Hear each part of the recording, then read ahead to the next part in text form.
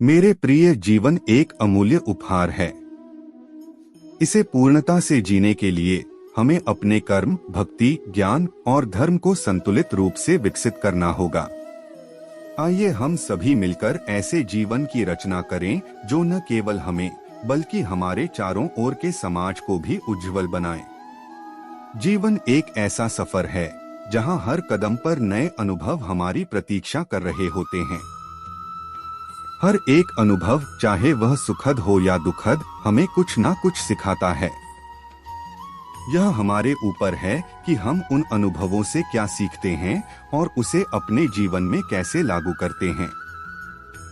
भगवान कृष्ण ने भगवद गीता में अर्जुन को उपदेश देते हुए इसका उत्तर दिया है। जीवन का मूल उद्देश्य है कर्म। कर्म जो हमारे दैनिक कार्यों से लेकर हमारे जीवन के उच्चतम लक्ष्यों तक फैला है। आज मैं तुमसे उस दिव्य ज्ञान की बात करने आया हूँ जो कालातीत है, जो हमें जीवन के हर मोड़ पर मार्गदर्शन प्रदान करता है। जीवन, मेरे प्रिय, एक ऐसी यात्रा है जिसमें प्रत्येक कदम पर चुनौतियाँ और अवसर होते हैं।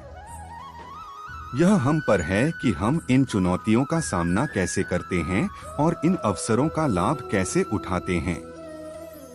कृष्णा भारतीय इतिहास और मिथक में एक अद्वितीय चरित्र, जिनके जीवन और उपदेशों से अनेक पीढ़ियां प्रेरित होती रही हैं। उनके वचन जीवन के हर पहलू पर प्रकाश डालते हैं, चाहे वो कर्म का मार्ग हो, भक्ति, ज्ञान या धर्म की राह। आज हम कृष्णा के प्रेरक भाषण की कल्पना करेंगे जो आधुनिक संदर्भ में जीवन के विविध पहलुओं पर प्रकाश डालता है। प्रिय आत्माओं, आज मैं आपके समक्ष एक ऐसे विषय पर चर्चा करने जा रहा हूं जो न केवल आपके जीवन को एक नई दिशा दे सकता है, बल्कि आपके आंतरिक आत्मा को भी जागृत कर सकता है। वह विषय है धर्म और कर्म। जीवन, मेरे प्रिय, एक ऐसी यात्रा है जिसमें हर कदम पर धर्म और कर्म के बीच संतुलन आवश्यक है।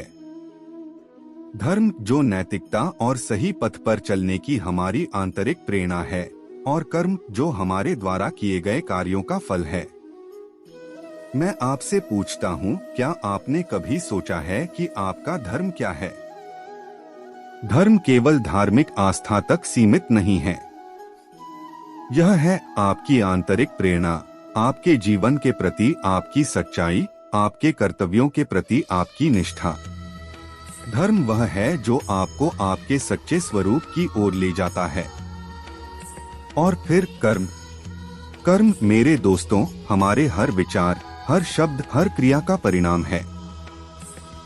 हमारे कर्म ही हमें निर्मित करते हैं, हमारे भविष्य को आकार देते हैं। यह महत्वपूर्ण है कि हम अपने कर्मों के प्रति सचेत रहें, क्योंकि वे ही हमारे जीवन की दिशा निर्धारित करते हैं।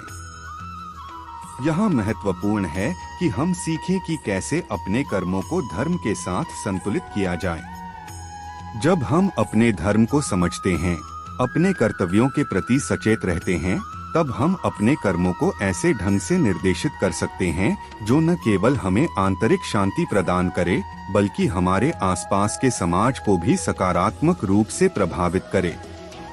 इसलिए मेरा आपसे आग्रह है कि आप अपने जीवन में गहराई से विचार करें। अपने आप से पूछें, मैं अपने धर्म के प्रति कितना सजग हूँ? मेरे प्रियजनों, आज मैं तुमसे उस दिव्य ज्ञान की बात करने आया हूँ जो कालातीत है, जो हमें जीवन के हर मोड़ पर मार्गदर्शन प्रदान करता है। जीवन, मेरे प्रिय, एक ऐसी यात्रा है जिसमें प्रत्येक कदम पर चुनौतियाँ और अवसर होते हैं। यह हम पर है कि हम इन चुनौतियों का सामना कैसे करते हैं और इन अवसरों का लाभ कैसे उठाते हैं। सबसे पहले मैं तुमसे कर्म की बात करना चाहता हूँ। कर्म या कार्य हमारे जीवन का आधार है, लेकिन यह महत्वपूर्ण है कि हम फल की आकांक्षा के बिना कर्म करें। जब हम अपने कर्मों को बिना किसी फल की इच्छा के करते हैं, तब हम वास्तव में अपने आप को उस शांति और संतुष्टि की ओर ले जाते हैं जिसकी हम खोज कर रहे हैं। दूसरी बात, मैं भक्ति का जिक्र करना चाहूँगा। भक्ति या दिव्य प्रेम हमें उस निर्मलता और पवित्रता की ओर ले जाती है जो हमारे अस्तित्व का मूल है। जब हम दिव्यता में पूर्ण रूप से समर्पित हो जाते हैं, तब हम जीवन की सच्ची सुंदरता और उसके उद्देश्य को समझ पाते हैं। तीसरा, मैं ज्ञान की बात करूंगा। ज्ञान न केवल पुस्तकों से प्राप्त होने वाला ज्ञान, बल्कि वह अंतर्दृष्टि जो हमें हमारे अनुभवों से मिलती है, हमें जीवन की गहराइयों को समझने में मदद करती है। यह हमें विवेकी बनाता है, हमारे निर्णयों को परिपक्व बनाता है। और अंत में धर्म या नैतिकता, यह हमें उस आधार पर ले जाता है जिस पर हमारा समाज खड़ा है।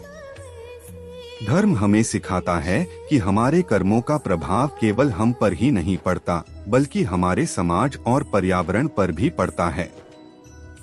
इसलिए हमें ऐसे कर्म करने चाहिए जो सभी के लिए हितकारी हों। मेरे प्रिय, जीवन एक अमूल्य उपहार है।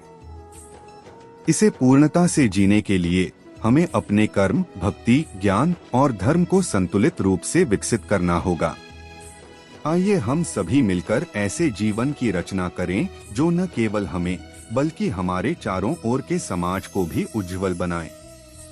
मित्रों, आज मैं आपके सामने जीवन की एक ऐसी यात्रा की बात करने जा रहा हूं जो न सिर्फ हमें अपने भीतर झांकने का अवसर देती है, बल्कि हमें उन चुनौतियों से भी लड़ने की शक्ति प्रदान करती है जो जीवन हमारे सामने प्रस्तुत करता है।